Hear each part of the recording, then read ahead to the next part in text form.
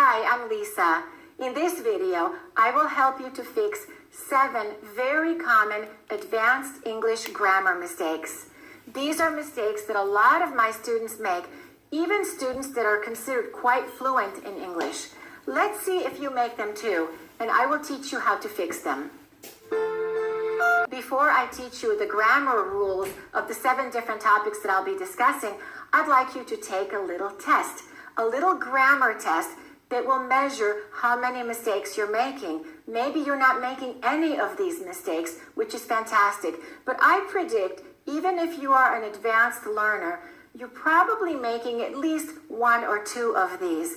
Let's make sure that your grammar is perfect, and let's fix these. You will take a test. You will see 11 different sentences.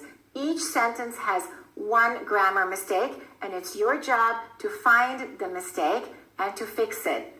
So you will see the sentence on the screen, and I want you to take a few seconds and think about what the mistake might be. And then I will give you the correct answer, and we will go through each rule. All right, let's get started. Let's look at sentence number 1. I suggested him to buy the other one. Where is the mistake in that one? Number 2, I suggest you to do it. Where is the mistake? Number 3, I suggest you don't be late anymore.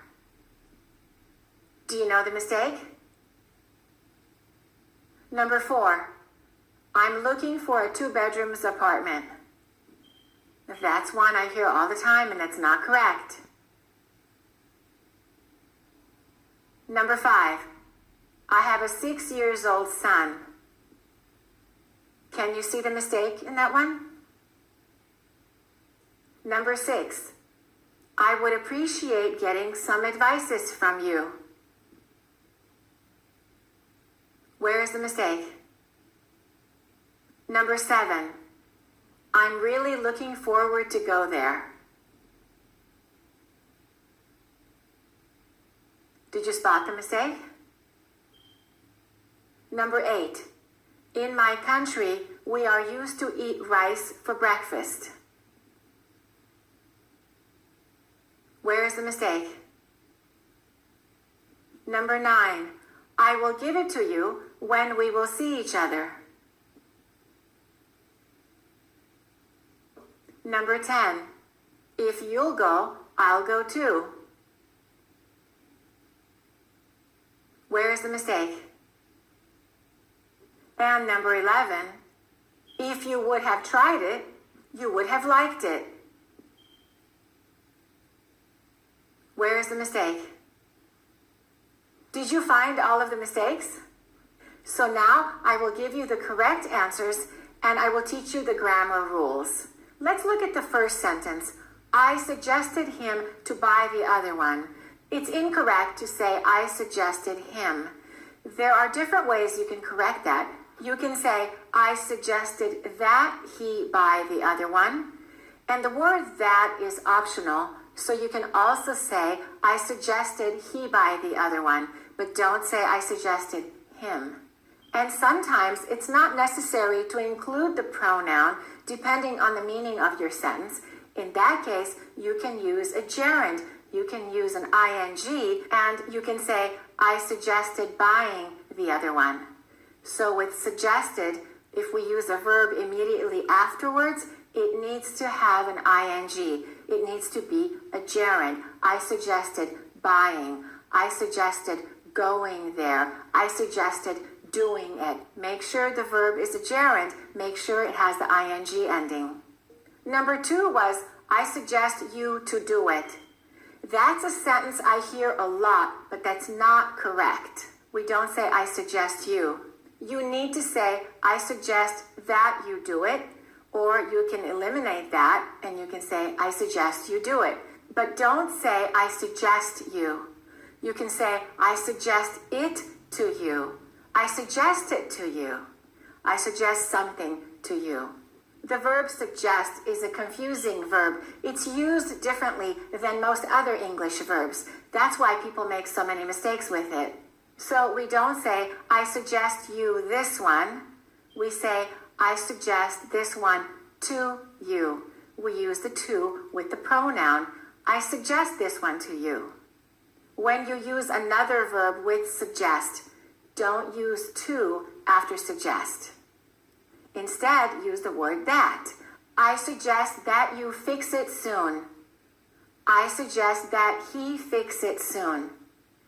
Did you see what I did in that last sentence? I said he fix. I didn't say he fixes. That's confusing, right? That's because the verb that is used with suggest must take the subjunctive form.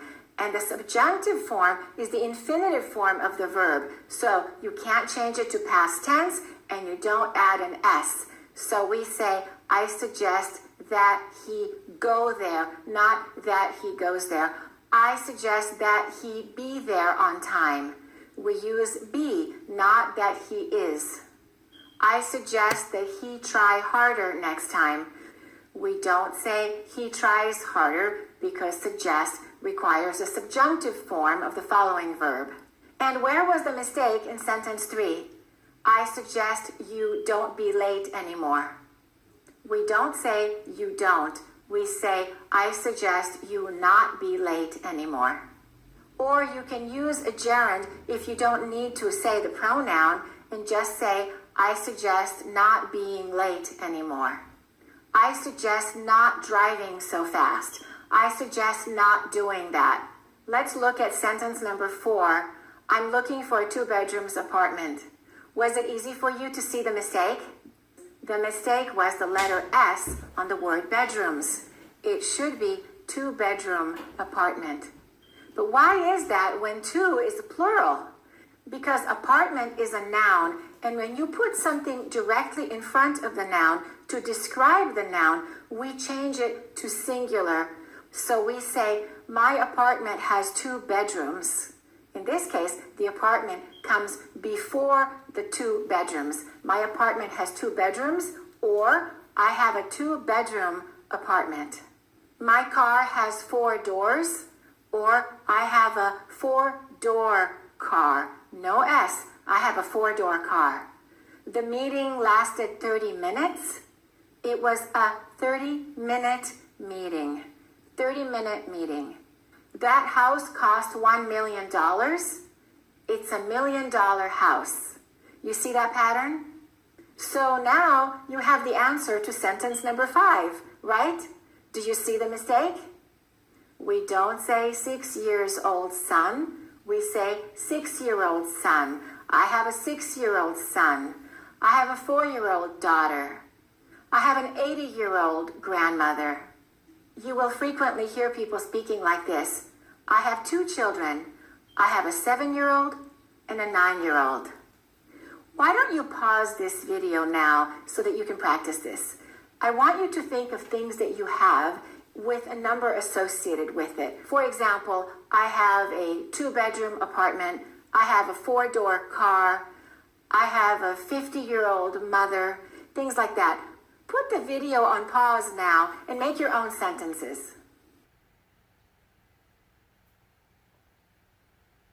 Did you do it?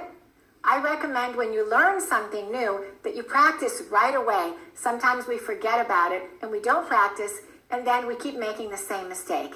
As soon as you learn something, try to practice it. In English, for example, advice, homework, we don't say homeworks. Information, advice. So often I hear non-native speakers say, I would like some advices from you, or thank you for your advices. Don't put that S at the end because advice is a non-countable noun. Make sure that you learn all the non-countable nouns that exist in English. For example, advice, homework. We don't say homeworks. Information, slang, vocabulary. These are all non-countable nouns. Memorize all of those so that you don't keep making that mistake. You might need to get a good grammar book and review the rules of English grammar and specifically study countable and non-countable nouns. What about the next sentence? I'm really looking forward to go there. Did you catch the mistake? Did you know that we must have an ing with the verb? A lot of my students make that mistake. In fact, I regularly get email from people where they say, I'm looking forward to go, or to meet you, or to see you. You must include ing with the expression, I'm looking forward to, plus a verb. So we say, I'm really looking forward to going there. I'm looking forward to meeting you. I'm looking forward to hearing from you. Don't forget the ing. How about the next sentence? I think this one was kind of difficult. Did you catch that mistake? In my country, we are used to eat rice for breakfast. Where's the mistake? There are two possible ways to fix the mistake, but the meaning will be different. It depends on what you mean. Are you talking about something that you used to do in the past, or are you talking about a current habit? Look at these two sentences. I used to get up early. I am used to getting up early. Let's look at the grammar first. Let's look at the sentence construction. Notice that the second sentence has the verb to be, I am, but it also has ing. You need both elements to make that sentence correct. So, I am used to getting up early means it's a habit. It's something I am accustomed to. Remember, you need the verb to be and ing. You need both. If you only have one element, and this is where the mistake happens, people usually use one element. They say something like, I am used to get up early. That's very confusing. We don't know if it's a habit for you or it's something that you did in the past. If you say, I used to get up early, it means I'm not getting up early anymore, but I did in the past. I used to do it. So let's go back to the test question. In my country, we are used to eat. Do you see the mistake? We have the verb form of to be, we are, but then we don't have the ing. So does that mean that we used to eat rice, but we don't anymore, or it's a habit for us, we do it regularly? If we want to say it's a habit, we must include the ing. In my country, we are used to eating rice, but if we stopped eating rice, we would say, in my country, we used to eat rice, we don't eat it anymore. Isn't that confusing? Be careful about that. It's a very, very common mistake. So, I used to do it, I did it in the past. I am used to doing it, it's a habit, I'm still doing it, and I'm accustomed to it. Okay, let's move on to the next one.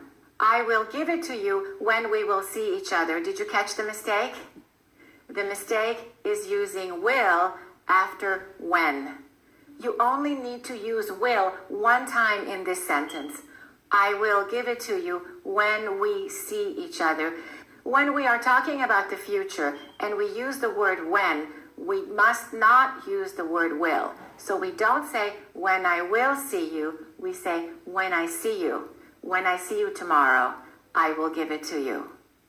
When I finish high school, I will go to college. The same rule applies when we use the word if. Just like with when, we don't use will with the if clause. So the sentence said, if you'll go, I'll go too.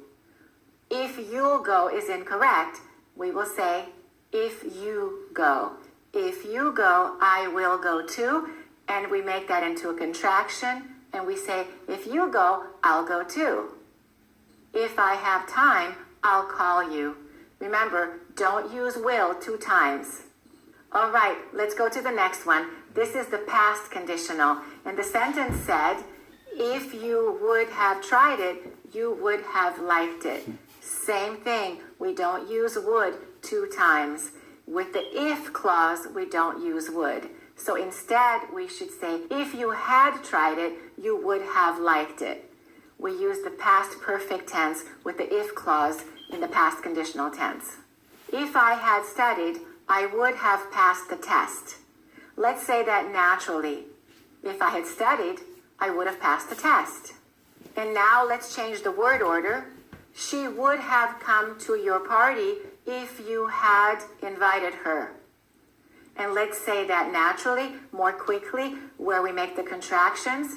She would have come to your party if you'd invited her. What did I do there? I eliminated the H. I didn't say invited her. I said invited her. I didn't say if you had invited. I said if you'd invited. If you'd invited her. Let's say the whole sentence again. She would have come to your party if you'd invited her. How did you do? If you made one or two mistakes, I think that's very good. These are difficult things, aren't they?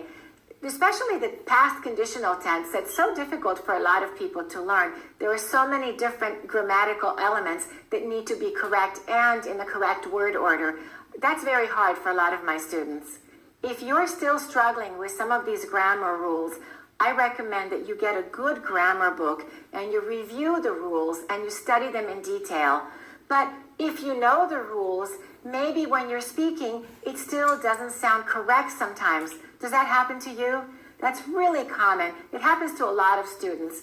They can pass a test and they can get a perfect score on an English test, but when it's time to speak English, the grammar doesn't come out correctly. Why is that? Do you know why that is? Because you're not practicing speaking enough.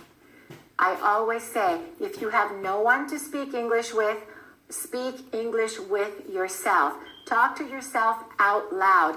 Hear yourself making those sentences.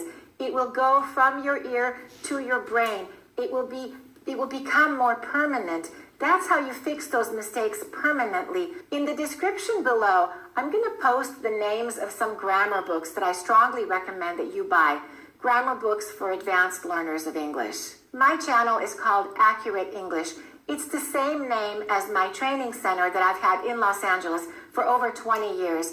Why did I choose the name Accurate English? Because my goal is to help learners of English, advanced learners of English, fix their mistakes and speak accurately. And that means accurate pronunciation, accurate accent, using the correct idioms, phrasal verbs, and speaking English with accurate grammar. All of those things are important. But if you haven't subscribed to my channel yet, please subscribe and click on the notification bell so that you can find out when I release my next video.